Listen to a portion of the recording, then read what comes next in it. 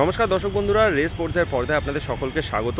এই মুহূর্তে আমরা রয়েছি যুব ভারতী ক্রীড়াঙ্গনের ট্রেনিং গ্রাউন্ড 2 এর বাইরেটাতে এবং মোহনবাগান দল কিন্তু আজকে এই ট্রেনিং গ্রাউন্ড 2তেই পুরো দমে কিন্তু তারা আজকে তাদের অনুশীলন চালালো এবং আজকে কিন্তু জাতীয় দলের শিবির থেকে ফিরে প্রত্যেক কটা ফুটবলার, যেই 5 জন ফুটবলার জাতীয় দলের শিবিরে মোহনবাগান থেকে খেলতে গিয়েছিলেন, যেমনি সেখানে সুভাশিস বোস ছিলেন, সেমনি বিশাল কায়েত, আশিক কুনিয়ান থেকে শুরু করে আপুইয়া প্রত্যেকেই কিন্তু আজকে দলের সঙ্গে যোগ দিয়েছেন। লিস্টন কোলাসো তিনিও আজকে দলের সঙ্গে যোগ দিয়েছেন এবং আমরা যেটা আপনাদেরকে গতকালকে আমাদের প্রতিবেদনে আপনারা দেখেছেন যে আপুইয়া তিনি কিন্তু বাংলাদেশ ম্যাচে চোট পাওয়ার পর কালকে কিন্তু তাকে তড়িঘড়ি বিমানবন্দর থেকে সরাসরি মোহনবাগানের অনুশীলনে নিয়ে আসা হয়েছিল। তাদের অনুশীলনের ডাক্তাররা মোহনবাগানের তারা কিন্তু তাকে চেক করবে বলে তাকে কিন্তু তড়িঘড়ি নিয়ে আসা হয়েছিল বাগান অনুশীলনে। কিন্তু যেটা খবর যে আপুইয়ার কিন্তু আপনারা গতকালকে দেখেছেন যে তিনি কিন্তু হালকা বা পাটাকে টেনে টেনে হাঁটছিলেন এবং আজকেও তিনি যখন অনুশীলনে এলেন সেই সময় আমরা দেখলাম যে তার কিন্তু বা পায়ে একটা ব্যান্ডেজ বাঁধা এবং সেই ব্যান্ডেজ নিয়ে তিনি অনুশীলনে গেলেন এবং আজকে কিন্তু অনুশীলনের প্রথম কিছুক্ষণ আমাদের ভিডিও করার অনুমতি ছিল। সেই সময়ও কিন্তু আমরা দেখতে পেলাম যে আপুইয়া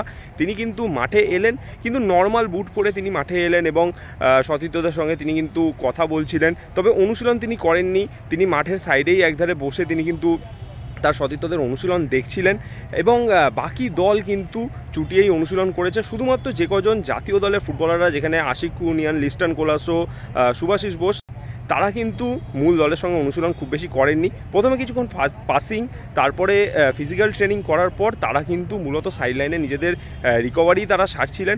অপরদিকে যেই কজন ফুটবলাররা ছিলেন, যেমনি দিমিত্রি পেত্রাদস, জেমি ম্যাকলারেন, তারা কিন্তু সকলেই চুটিয়ে কিন্তু অনুশীলন করছেন।